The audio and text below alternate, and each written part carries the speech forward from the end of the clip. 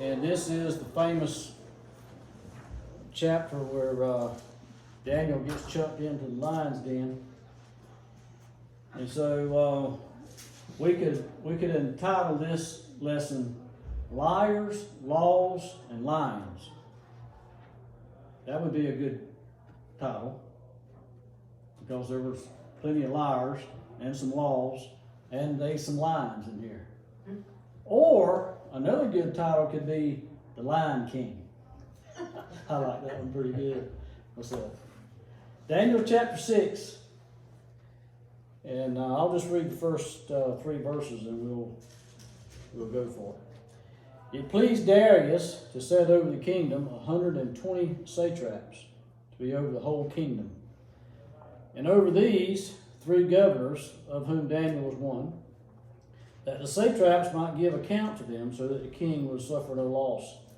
Then this Daniel distinguished himself above the governors and the satraps, because an excellent spirit was in him, and the king gave thought to setting him over the whole realm.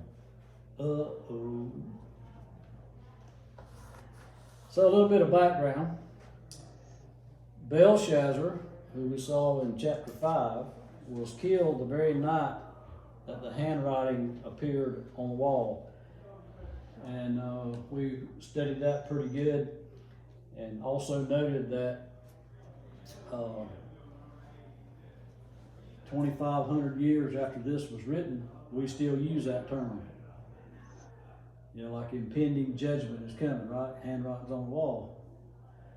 And so for Miss Carla, that might be a good lesson. I check the walls every day. Handwriting's on the wall for you now. And so Darius the Mede then takes over.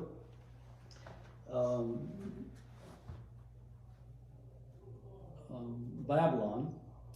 And I want to point out, though, that this Darius the Mede is not the same Darius I who ruled Persia from 522 to 486 BC.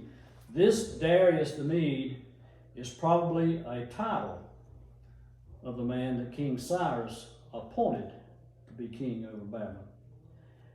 At this point, the Persians were dominant, and the Medes held more or less a place of honor. And so, even though it was always called the Medo-Persian Empire, the Medes pretty much threw in with the Persians. And of course, that gave them all the military might that they needed as well, but they were still basically subordinate to the Persians. And so, when the Medo-Persian Empire took over, this Darius the Mede was given this position by Cyrus, who was the real king. And so Cyrus was out, still minding his business, the empire's business elsewhere. So this guy, Darius, is given, verse 1 says he received the kingdom, and it says he's 62 years old at the time. And Cyrus, the Persian king that defeated Nabonidus outside the city of Babylon, then they all laid siege to Babylon. Remember, they diverted the Euphrates River and they killed Belshazzar. So Darius the Mede is appointed ruler over Babylon, while Cyrus is tending other affairs. Maybe he's on vacation, and maybe he's on the Riviera, doing something else. As is often the case, the new ruler, wants to reorganize his government and do it the way it pleases him. And so it's the same as any other new CEO coming in. Sometimes they bring their own people, and so all of a sudden a bunch of people have been fired. Happens in the NFL, new head coach comes in, brings his group with him, and he wants it done the way he wants it done. And so here is an example of this new ruler wants to organize the government the way that he wants it, the way it pleases him. And so that also establishes his authority, right? The new sheriff comes in, and reorganizes everything, and pretty much establishes I'm the new boss, new sheriff in town. All right.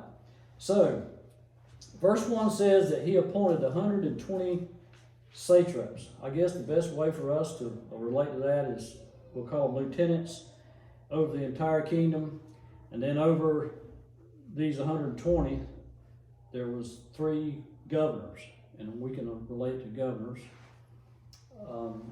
So basically then, if you just do the math, and it may not have been this way, but 40 per governor.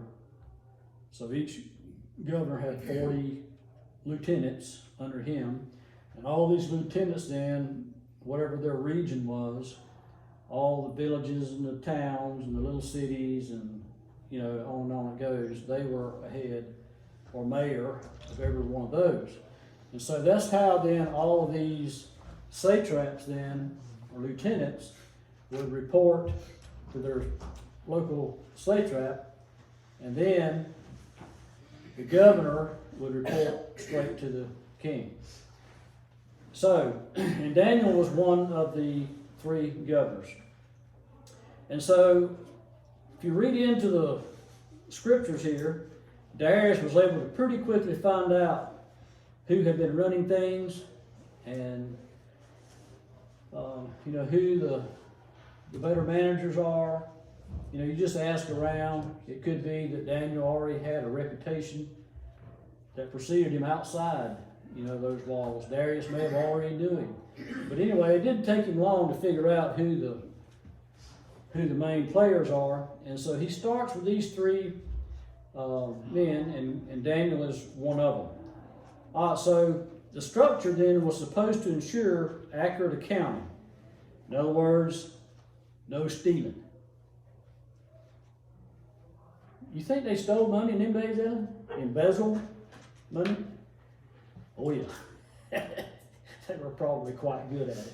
It's not new. Yeah, that's right. And so it says, so that the king would suffer no loss. And of course that's a direct reference then to he would lose no tax money.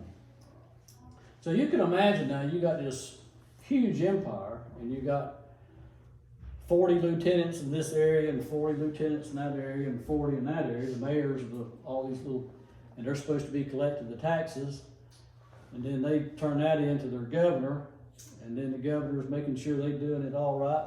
So you can see what kind of nightmare this could be. And most likely what happens, Carla, is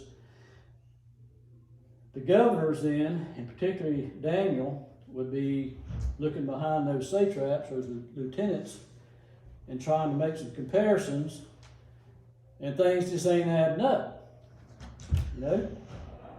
And so Daniel distinguishes himself over the other 2 because he's doing it right. He ain't cooking the books. He's not embezzling any money. But them other cats is. So, verse 3 says, Daniel distinguished himself above the governors and the satraps because he was doing it right. It goes on to say he had an excellent spirit. I may have more to say about that later, because that phrase shows up occasionally. He had an excellent spirit. In other words, he had a great attitude. Great attitude. And the king gave thought to setting him over the whole realm. Now, the way we would read that is that the king is thinking about it. Now, I think the way it's really should be interpreted here is the king's going to do it. And so, because he knows them other 2 guys is cooking the books. Most likely what's going on is Daniel's bringing in a lot of revenue because he ain't stealing nothing. He's doing it right, doing it fair. But the other 2, by comparison, is far less. And so the king knows what's going on. He ain't done. He might have been born at night, but it wasn't the previous night. He's 62 years old. He's been to some rodeos, And so he's got this thing figured out. All right, so the king's like, okay, well, to fix this problem, I'm just going to put Daniel then as the premier governor. I'm going to put him over y'all, so he's going to start checking y'all's books. Look at what happens in verse 4. The plot thickens, doesn't it? So the governors and satraps sought to find some charge against Daniel concerning the kingdom, but they couldn't find a single thing, because he was faithful, nor was there any error or fault found in him.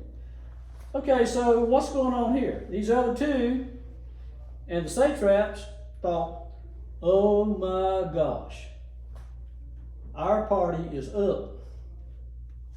Ain't gonna be no more stealing here.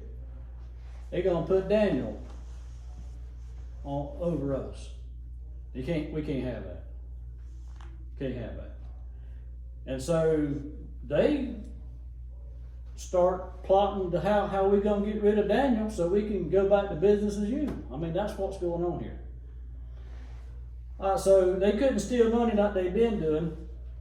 So, they're looking at no more Rolls Royce chariots for us. No more Mercedes camels. I mean, the perks is up too. No more Riviera vacations. No more drunken parties. I mean, all the perks are going to be going out the window as well, because Daniel wouldn't put up with that. That's abusing the taxpayers' money. And in other words, they probably were charging them more taxes so they could fund their perks too. And so this whole thing is about to blow up. And so the other two are thinking, this can't stand. We can't have this. And I mean, you can hear it. I'm not reporting no Jew. Right? I mean, these other two guys, maybe they're old Babylonian or maybe they're Persian. I mean, we don't really know. It doesn't say what their ethnicity is, but you can just hear it, right? I ain't reporting no Jew. In particular, one that's been a captive all these years. Who's he think he is? A genius, is what I think. And the other two might be thinking, that promotion should have been mine. I can steal more money.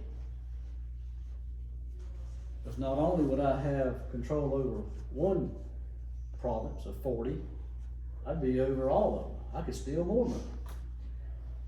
All these guys they're beside themselves because they really go after Daniel. I mean, you just read it and you find out. Just read between the lines a little bit to add some common sense. They got to find a way to bring him down because he's messing up their party. Sort of sounds like modern politics to me. So you can just hear these two getting together, right? How are we going to do it? How are we going to do it? Well, all we got to do is look in on his books. He's skimming somewhere. And they did, I'm sure. They didn't find nothing wrong, Carl. He's got to have some kind of skeleton in his closet. Everybody does. And so they probably went plundering. They didn't find nothing. They didn't find a thing. The Bible says that this man is beyond reproach. Daniel is a legend. Daniel has a flawless character. Is this guy for real? He sure is. When we read about and study the life of Daniel, everything he went through from a teenager till now, he's 80 plus years old. And he's a legend, a flawless character, beyond reproach. How is that possible? This is a godly man. It ought to be every man's goal to be like a Daniel. This guy's a legend. Blameless. And so I'm sure the other two was thinking, there's got to be something. There ain't a man alive don't have something going on. I mean, he's done some stealing somewhere. Maybe he's got a girlfriend somewhere. Maybe he's got a mistress somewhere. He's got some bad habit somewhere. I mean, he's got something. And they dug and they dug and they dug. And they couldn't find anything. There's got to be maybe a conflict of interest. I mean, something simple. No. He didn't have a conflict of interest with the local Persian S&L. Yeah. He stayed clear of anything that had even the inkling of an issue. Beyond reproach. No corruption. No type of depravity. They probably hacked in his computer. Oh. They probably hacked into his email account. They hacked into his Twitter account, his Facebook account, trying to find something wrong. You know, that could really be an issue, couldn't it? I mean, if you bring what these guys were looking for, they were looking for dirt on Daniel. You bring this forward into our modern day, that's what we'd be doing, right? I want to see your phone. I can hand my phone to Miss Pam. I can hand my phone to Miss Evan. As a matter of fact, on my phone, there's not even a passcode on it. You want to look on my phone? Knock yourself out. You'll find a bunch of text messages. You would probably find more text messages from WBC and Miss Stephanie than you would from Miss Pam. Because we communicate a lot. Point is, Miss Pam can go to my computer, she can take my cell phone, any one of you can go to my computer and sit down in front of it, you can trace my history. I ain't got nothing to hide. And it ought to be that way with any couple. Maybe they paid some spies. Maybe they hired a private eye to follow him around. Surely he's got something. Nothing, Clinton, nothing.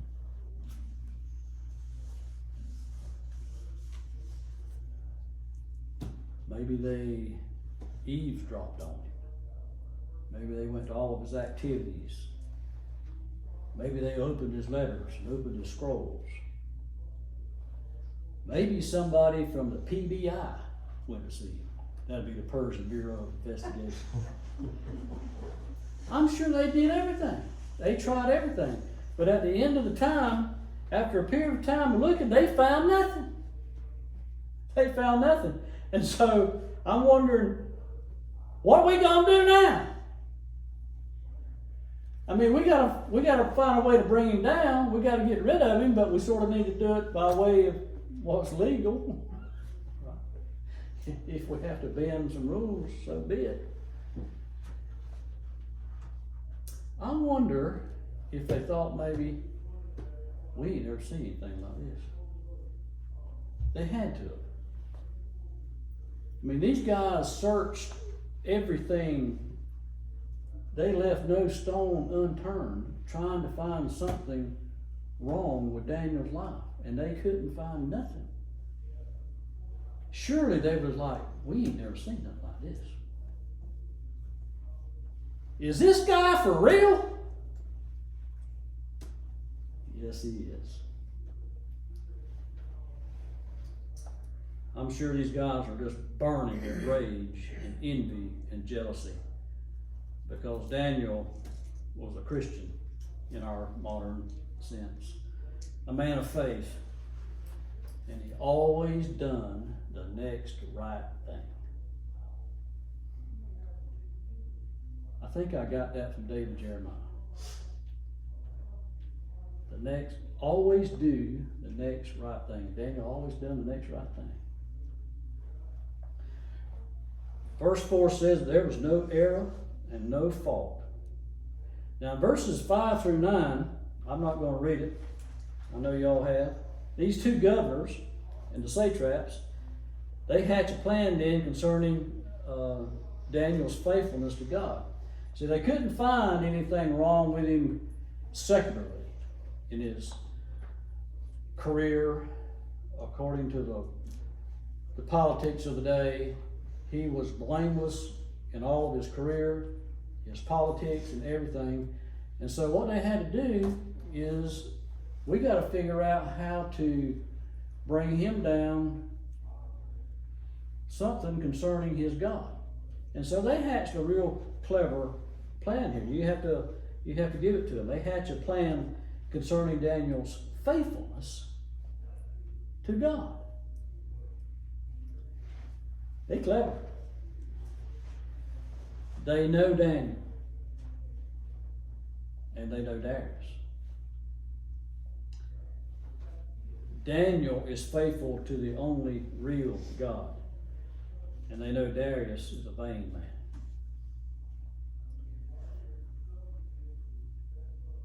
So what they do is they approach Darius, or what they do is they hatch up this idea like, what we will do is we will pitch to Darius that he gonna be God for a month, or God of the month. And they said, he'll like that.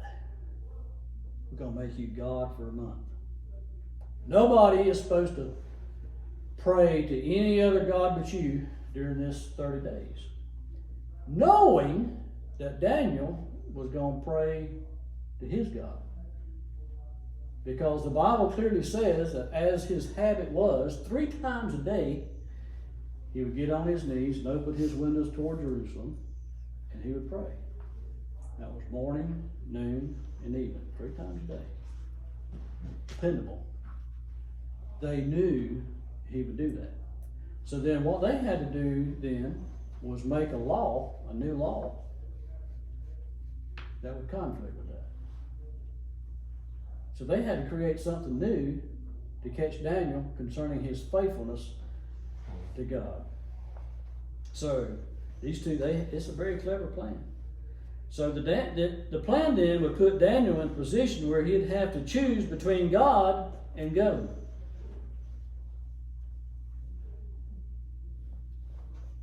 And they knew what he'd choose. They knew Daniel. Same thing happened in the fiery furnace, didn't it? Them 3 Hebrew boys wouldn't bow down. Into the fiery furnace they went, because they was invited to the party. They went to the party, but when it come time to bow down to the image, they said, this is where we ain't violated our conscience, we ain't violated God's laws or precepts or anything, but doing that would. And this is where we draw the line. And so, of course, what we learn from that, or relearn from that, the takeaway is we abide by the rules, we abide by the laws. You don't like 55-mile-an-hour speed limit, just the law. But it don't violate your conscience to drive 55. Well, maybe Terry Murray.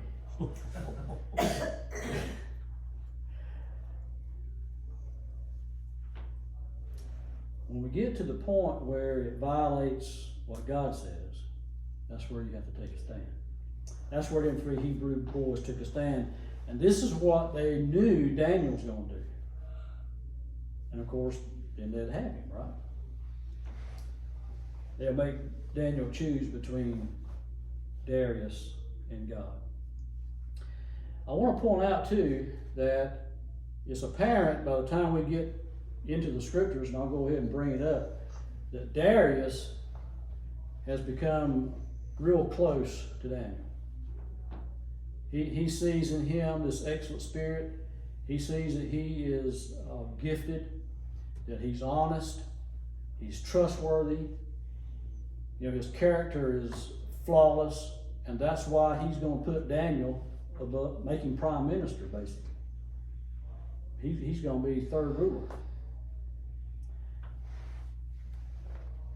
They knew Daniel would never make any concession to idolatry.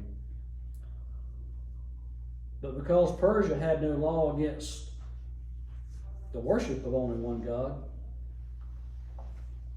they had to get one done. And so that was their plan, of course. So they're going to use Daniel's faithfulness against him. So they're going to pitch this to Darius, and Darius is going to look at it as pretty, it's merely a political deal. And, it's not going to pose any religious issue to Darius. He saw this only as political. They're going to appeal to his sense of pride, his sense of vanity, his arrogance. And they say, we got together a king, and what we've decided to do, all of us, ours, is we're going to make you God of the month, right? So their plan, their proposal was that for a month, all the prayers, the petitions would be towards Darius. They knew Daniel was going to pray towards Jerusalem because that's where the temple was. And that's where God was, in the Holy of Holies at the temple was the presence of God. And that would be where Daniel knew that they would one day go back after their 70 years was up. So Daniel prayed then towards Jerusalem. But this plan was for a month, all those prayers and petitions are going to be towards Darius and Darius alone. He's going to be God for the month. Then Daniel's religion then would be illegal. A new rule, a new law. I wonder when it's going to be like that right here. This mess going on in Israel, isn't it? I better not even say any more because I'll be down that rabbit trail real quick. All right, so this would flatter Darius personally, but would also serve to impress on the empire that they were no longer under the rule of the Chaldeans, but the Persians. And so this thing really appeals to Darius. And he's looking at it purely from a political point of view and a personal point of view. It could help establish his authority, and that, y'all were under this Chaldean religion, but now you're going to be under Persian. And so making him God for the month would help establish that too. So it's all a pretty good, clever plan. So who's the real hero here? Well, God would be first, but God's going to be using Daniel. But here's a point I want to make, though, that Christian heroes live in a real world. I mean, this kind of stuff happens today. This touches us today just like it did Daniel 2,500 years ago. Man, this ain't new. We just might be better at it. Well, I don't know. They're pretty good at it. But Christian heroes live in a real world. We live in a real world. Daniel was living in a cesspool. So did we. So did we. It was a pigsty of luxury, sensuality, homosexuality, lust, greed, idolatry, ruthless cruelty. They were racist, anti-Semitism. They were absolutely Jew haters. You heard that lately? 5 o'clock news, just this afternoon. So, it's been around since the beginning of time. It's been around since the days of Pharaoh, the Exodus. Pharaoh was anti-Jew. He was anti-Semitic. The Bible tells us in the book of Revelation that we just not long ago studied how the Jews were going to be hated even then. They were hated from the beginning of time. They're still being hated today. It is obvious that these guys don't know the scriptures too good, because Genesis 12:13 says, I will bless them that bless you, and I will curse them that curse you. God is still blessing America. One of the things that is just a pet of mine, and I don't mean anything by this or people that say it, but we say, God bless America. And I don't really have a problem with that. But here's the issue. God is blessing America. To say that phrase is like, God, you're not blessing us, would you start? No. God is blessing America. The phrase should be, God continue to bless America. And God will bless America. Up until the point that we get blackmailed into turning our back on Israel. And then the party's going to be up. And it appears that that's coming. We hear a lot of talk and rhetoric, but we don't see a whole lot of action.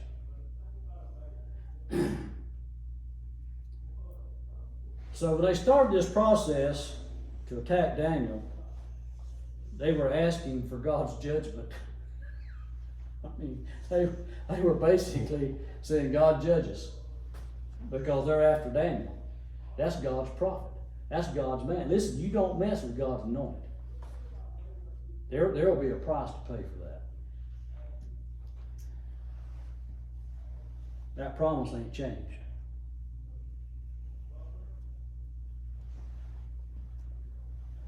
Is there a modern equivalent to this? Sure there is. How about the diligent, honest, prompt work of the Christian? Always has his or her job done on time. They show up on time. There's no laziness in them. There's no corruption in them. But the boss or the foreman finds a reason to fire the Christian because they just have step. They just messing stuff up. I mean, we can't have a drinking party around here because everybody's like that Christian over there. He's just offensive. We need to find a way to take him down. But he's the best employee we got. Well, sacrifice he's going to have to make. Happens all the time.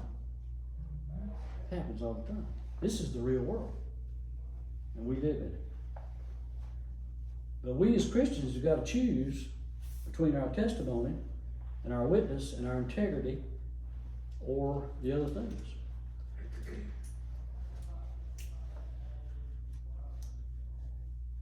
If a person can get, if a boss or a foreman can get your job because you're talented and you're efficient and you get it done and all yada yada yada,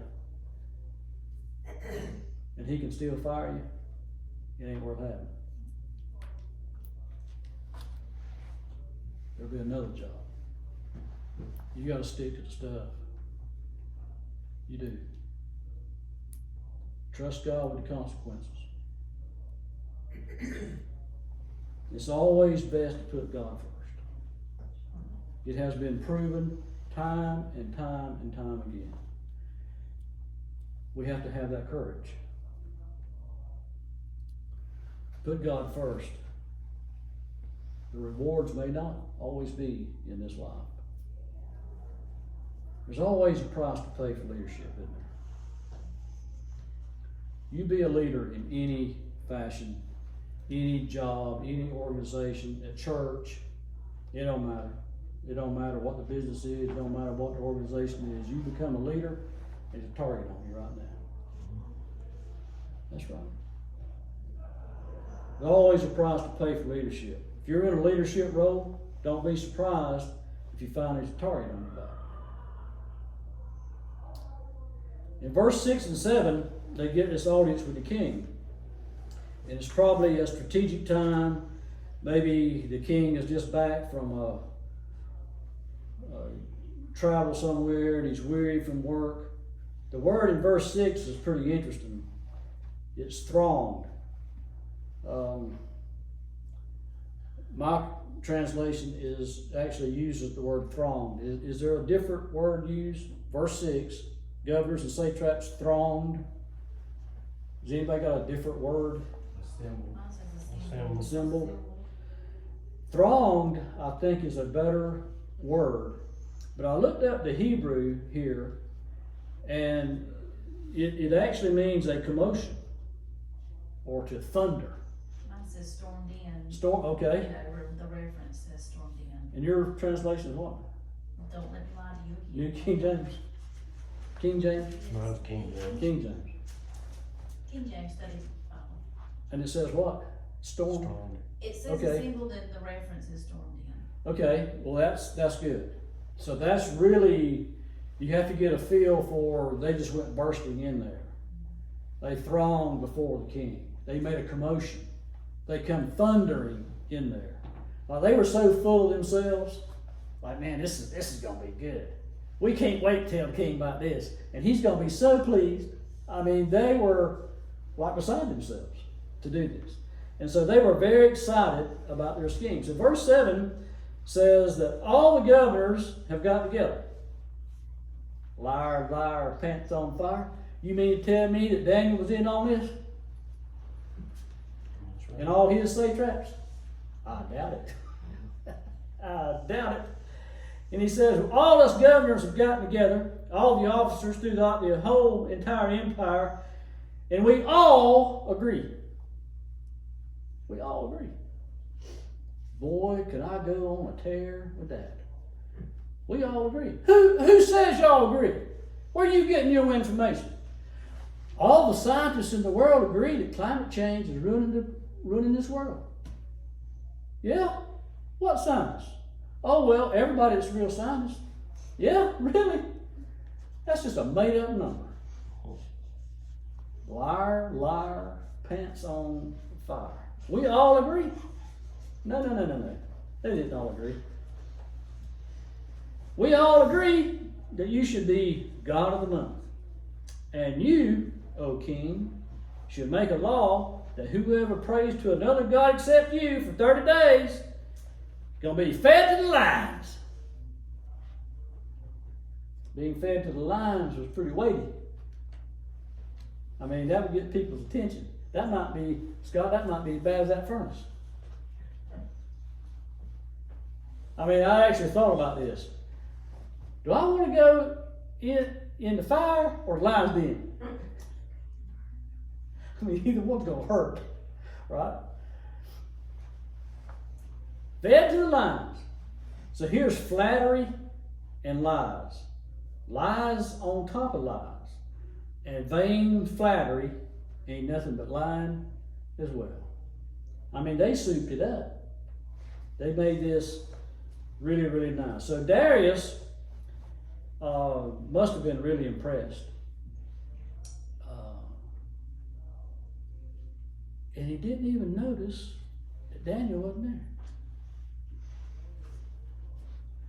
I think this so appealed to him that his good friend Daniel, his best administrator, is not here. So I think that adds to the fact that he was just so impressed. He was giddy. I mean, he was flattered, right?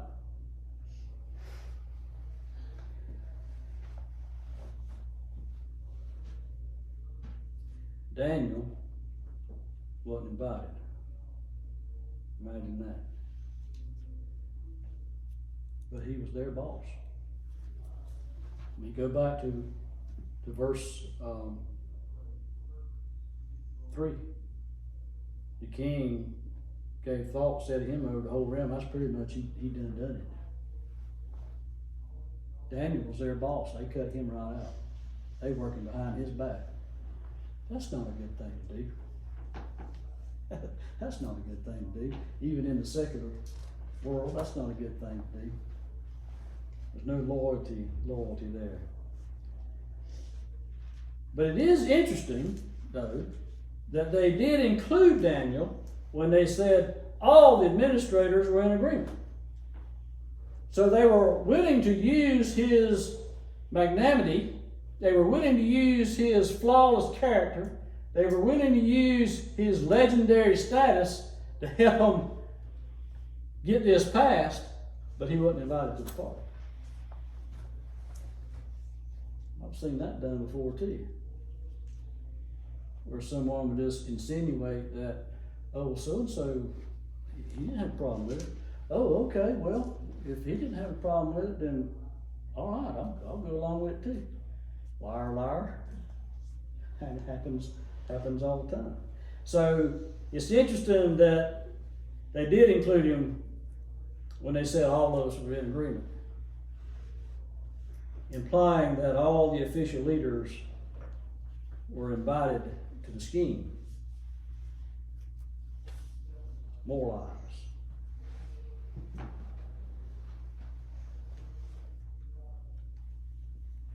Didn't have a problem using Daniel's character and helped him execute the scheme.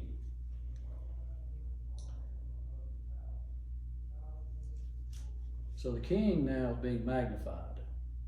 He's being flattered. And indirectly, he's in the process of getting rid of his best employee, his most loyal, his most trusted, and gifted administrator. So that these other two can go back to business as usual. Verse 7 also says the penalty would be the den of lions. And so that would impress upon everybody the importance and the weight of this new law. I mean, getting fed to the lions had to be a bad deal. That's not what the lions are there for. But just in case they needed to threaten somebody, or just in case they needed to make an example, there was that opportunity to feed them to the lions. And the lions were there for the king and the nobles to go on a safari hunt.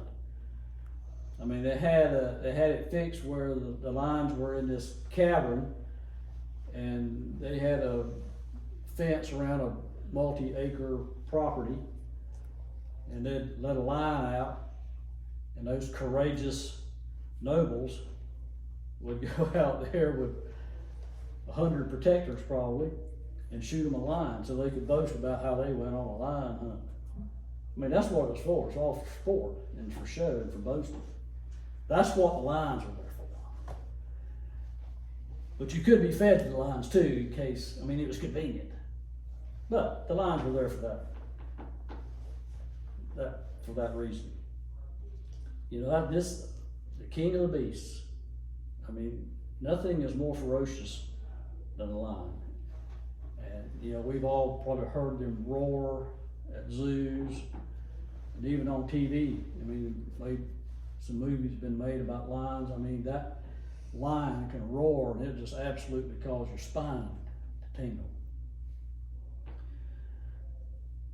Well,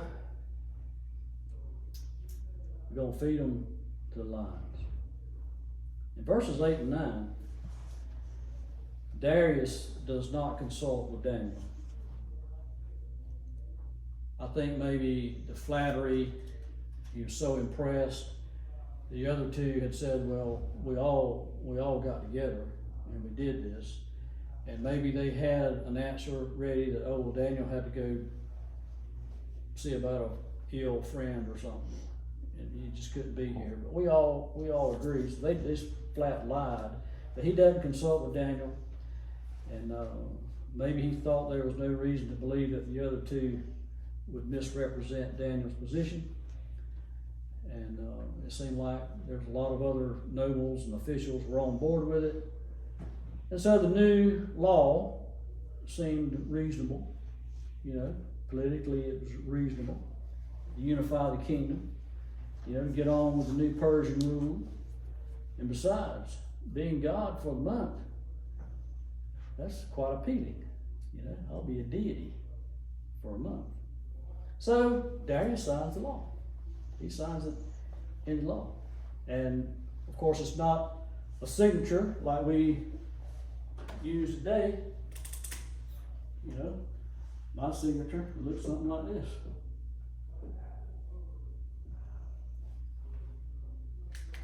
They didn't do that.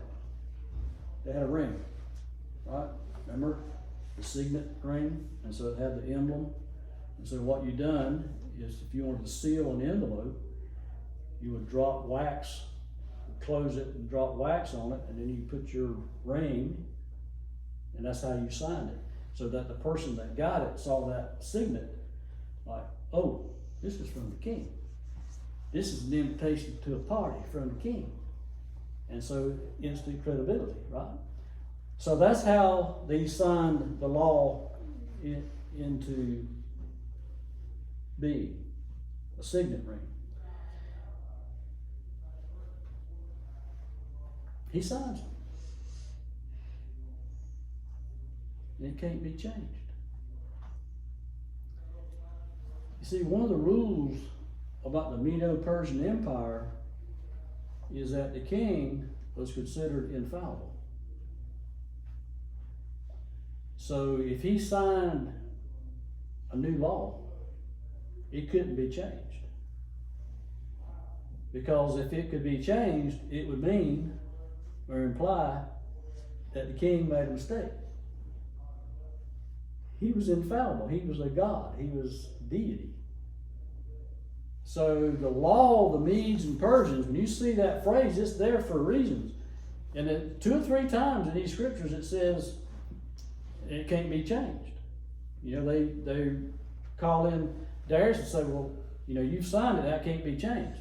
Because later on he wants to change it. It can't be changed. It's just the way it was. He signs the law. Can't be changed.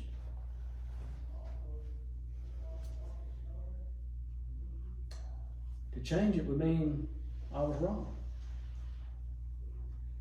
Darius will later discover that he was manipulated. And he allowed his pride to make a real foolish decision. So that's in verses 8 and 9. Law can't, he signed it, and they say, no, you know, the law of the Medes and Persians, it can't be altered. Verse 8. And so in verse 9, King Darius signs it into law with his signet ring. Well, in verse 10, Daniel hears about the new law. And he packs his bag and left town. Did I misread that?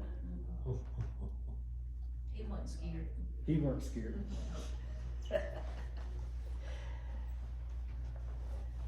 When Daniel heard about the new law, he packed his bags to take a vacation.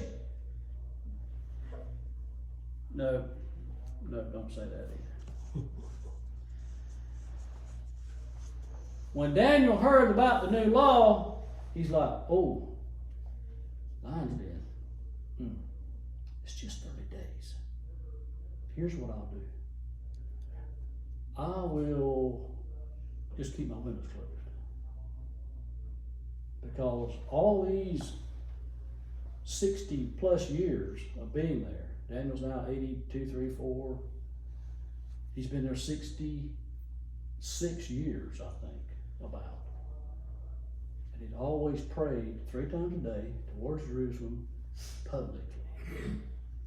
Consistently prayed. A consistent testimony.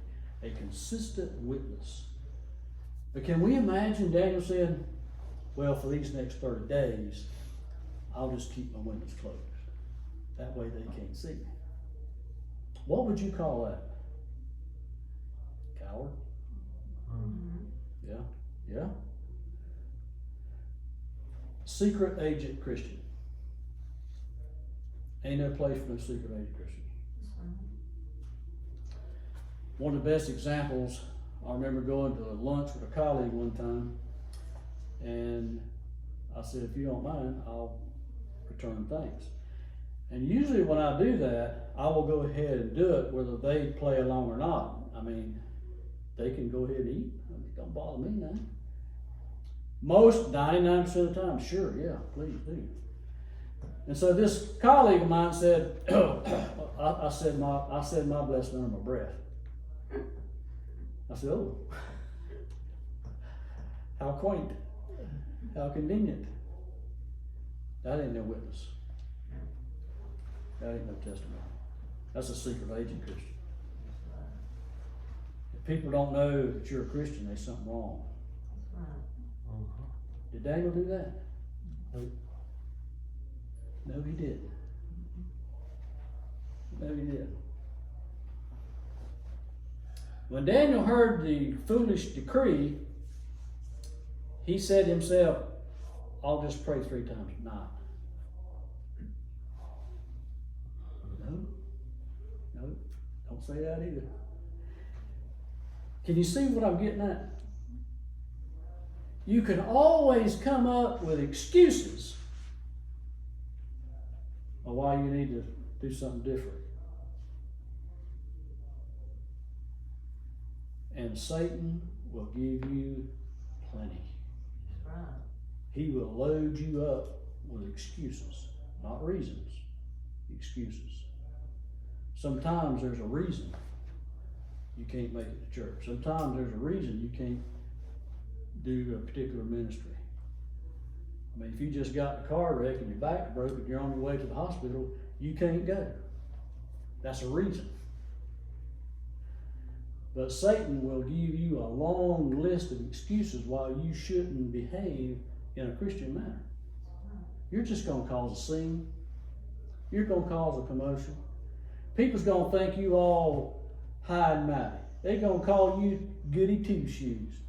I mean, there's all kinds of excuses, and Satan will be behind every last one of them. Now, the Bible says that Daniel, when he knew it was signed into law, he went home, and in his upper room with his windows open toward Jerusalem, he knelt down on his knees 3 times and prayed and gave thanks before, as his custom was. Daniel had purposed in his heart. This man, is this guy for real? Yes. Is Daniel any different than us today? Only in a matter of faith. Daniel put his pants on 1 leg at a time, just like we do. He put his shoes on 1 foot at a time, just like we do. Daniel was in government in the worst possible pagan idolatry cesspool, the worst of the worst. He was in the middle of it, and he maintained his integrity and maintained his character. Is this guy for real? Can it be done? Yes, it can be done. Joseph. Everything, I mean, he wasn't a perfect boy. He winds up in Potiphar's house being sold as a slave and was accused of rape.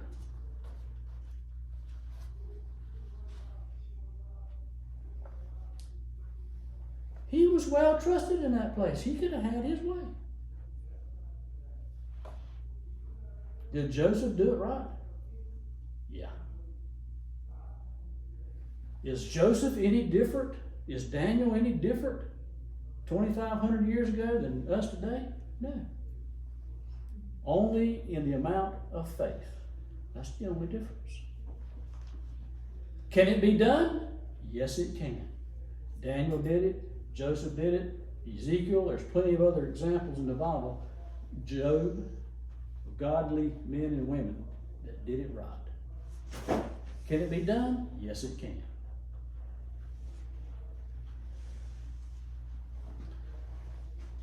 In my notes, it says Daniel's approximately 82 to 85 years old. So apparently, I've done some math, and that's the best I can come up with. It always depends on, was Daniel 15 or 18, right? When he got taken into captivity. And so he's now 82 to 85 years old. It was his prayer life and fellowship with God through prayer that has sustained him all these years. And it'll still sustain us too. Isn't it the truth that when we get out of step, we get caught up in something, likely your prayer life was suffering at home. Your daily devotion was suffering at home. Think about it. Daniel's prayer life had kept him from the corrupting influence of the Babylonian culture for 65 years, and it wasn't going to be no different starting in the Persian culture. Was this a dilemma for Daniel? I mean, we put up some sort of cute scenarios there, but was this a dilemma for Daniel? No, I don't think so. absolutely not. It wasn't a dilemma for him when he was 15 to 18 years old, when he first got there and they said, "You're going to eat this idol, this meat sacrificed to idols," and Daniel said, "I ain't going to do it." I mean, we could just go back in the conversation that you just have to feed me to the lions. You just have to cut my head off. I ain't gonna do it. Because Daniel had purposed in his heart. This ain't no dilemma for Daniel. He had already purposed in his heart. He had his mind made up. See, this is a key thing. You make your mind up. You're on your way to this function. And you know there's going to be alcohol and little groups over there telling stories. I mean, and you got to go. I've been to those things many times. Happy hour is what we called it.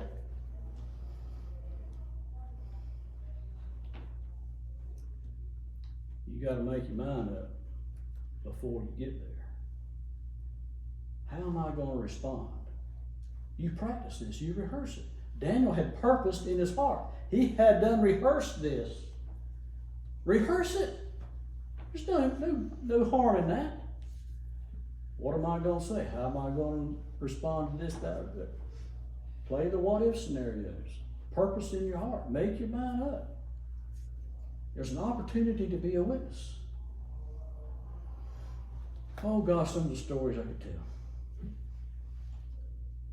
Daniel had purposed in his heart. He's not going to compromise. When it came down to pleasing man or obeying God, there wasn't no compromise. He had his mind made up. Loyalty to his Lord or obedience to a sinful government commanding him, requiring him to perform idolatry, Daniel said, it ain't gonna happen. That's where the line got drawn. So Daniel is willing to risk his career. He's had a tremendous career up until now. 60 plus years in government. He's a legend. Darius already knows this guy's a gem. And Daniel's about to risk all that. I mean, he should be at retirement age, right? This is significant. Fed to the lions. I think I'd rather be burnt. You make up your mind, you stick with God, and trust God with the consequences. I mean, that's the best Bible advice I can give you. And it's been done over and over and over. So we're out of time. And we'll start back then with verse 10 or 11. Lord God, thank you for this class. I thank you, Lord,